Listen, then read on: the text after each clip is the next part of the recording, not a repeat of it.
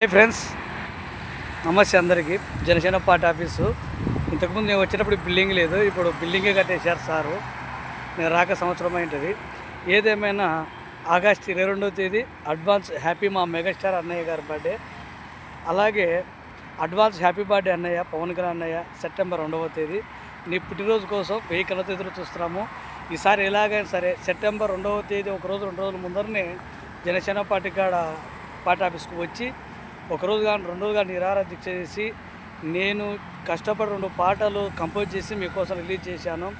ఆ 2 పాటలు నీ దృష్టికి వెళ్ళలేదు, నీ దృష్టికి రావాలి. ఆ 2 పాటలు నువ్వు రిలీజ్ చేయాలి. మెగా ఫ్యామిలీ కోసం నేను దాదాపు 20 సాంగ్స్ రాసి పెట్టుకున్నాను, అలాగే ఉన్నాయి. దయచేసి అన్నయ్య నా 2 సాంగ్స్ నీ దృష్టికి వచ్చేలా పవన్ కళ్యాణ్ అభిమానులు, జనసేన వీర మహిళలు, జనసేన ఎమ్మెల్యేలు కానీ ప్రతి ఒక్కరిని కోరుకుంటున్నాను. నా టాలెంట్ ఒకసారి అందరూ గమనించాలని కోరుకుంటున్నాను. దయచేసి తప్పు అనుకోవద్దు.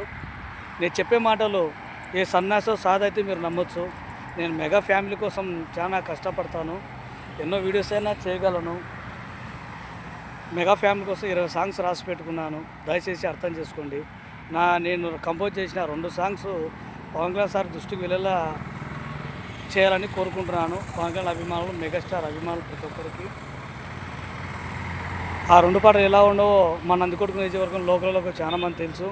అయినా సరే జనసేన పార్టీ వాళ్ళు అందరినీ కలుపుకుంటూ పోవాలని కోరుకుంటున్నాను. ఏదేమైనా advance happy birthday megastar Chiranjeevi అన్నయ్య గారికి ఆగస్టు 22వ తేదీ. అలాగే సెప్టెంబర్ 2వ తేదీ పవన్ కళ్యాణ్ సార్కి అడ్వాన్స్ హ్యాపీ బర్త్డే అన్నయ్య. బాయ్ అన్నయ్య. పగడం చిన్న చేసన్న పగిడాల, నందికొట్టు నియోజకవర్గం. బాయ్ అన్నయ్య.